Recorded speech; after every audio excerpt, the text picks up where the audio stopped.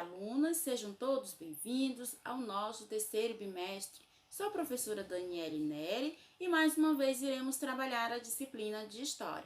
Então, vamos conhecer o nosso tema gerador de aprendizagem, nosso primeiro assunto do terceiro bimestre. Então, vem comigo e vamos dar início à nossa aula.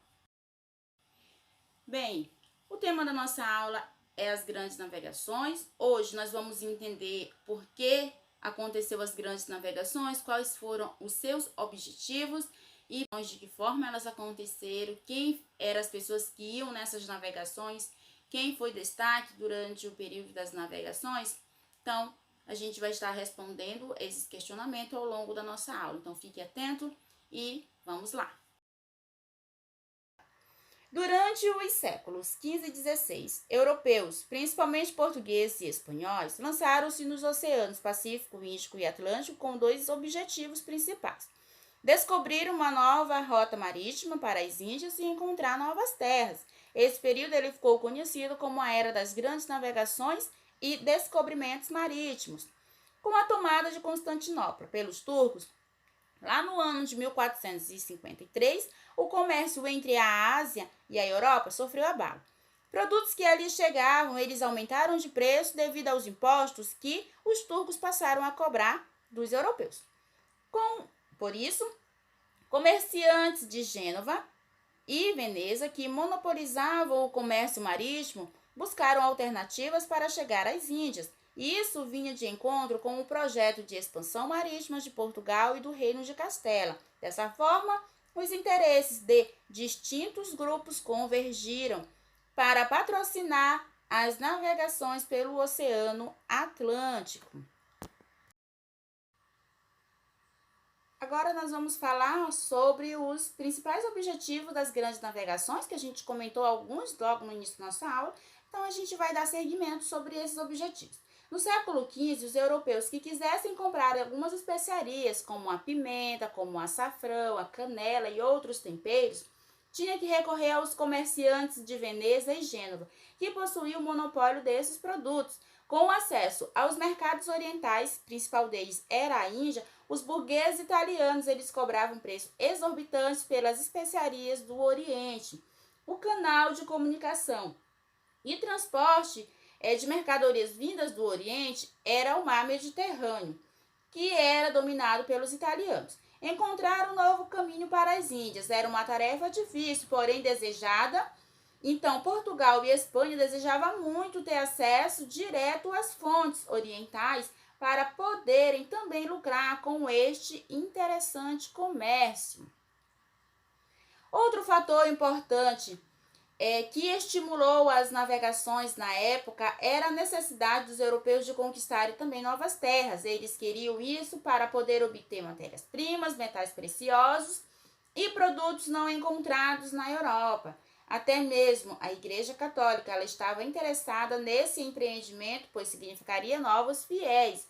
Os reis também estavam interessados, tanto que financiaram boa parte do empreendimentos marítimos, pois com o aumento do comércio poderiam também aumentar a arrecadação de impostos para seus reinos. Mais dinheiro significaria mais poder aos reis absolutistas daquela época.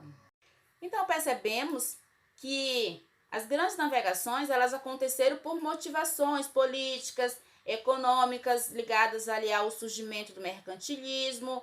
Os princípios do sistema eles começam a aparecer, tomando ali lugar de antigas práticas e fazendo com que o comércio ele se tornasse uma atividade mais lucrativa.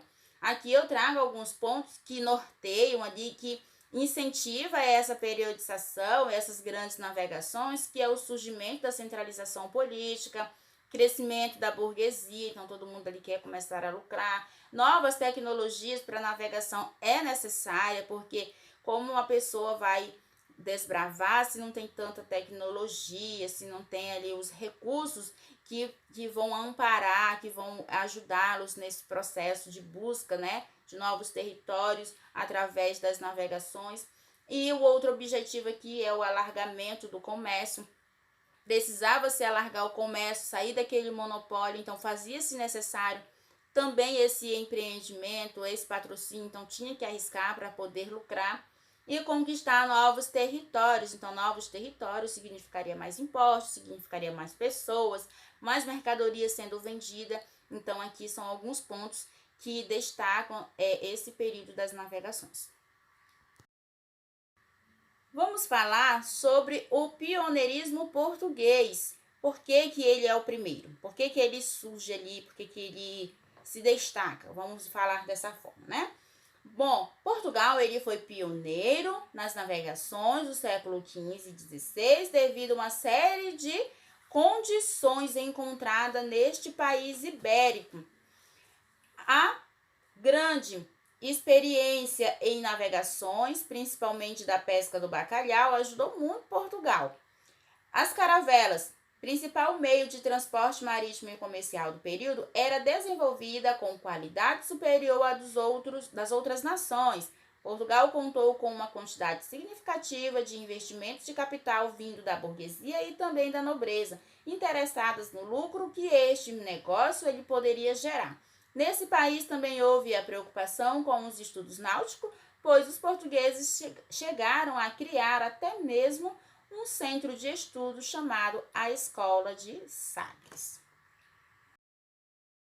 Trago a vocês alguns fatores que explicam esse pioneirismo de Portugal com o processo das grandes navegações, que é a monarquia consolidada, território unificado, investimento no desenvolvimento de conhecimento náutico, porque eles investiam muito nesse requisito, interesse da sociedade na expansão do comércio, investimentos estrangeiros no comércio, experiência na navegação, posição geográfica também contribuiu bastante e foi um dos fatores que impulsionam.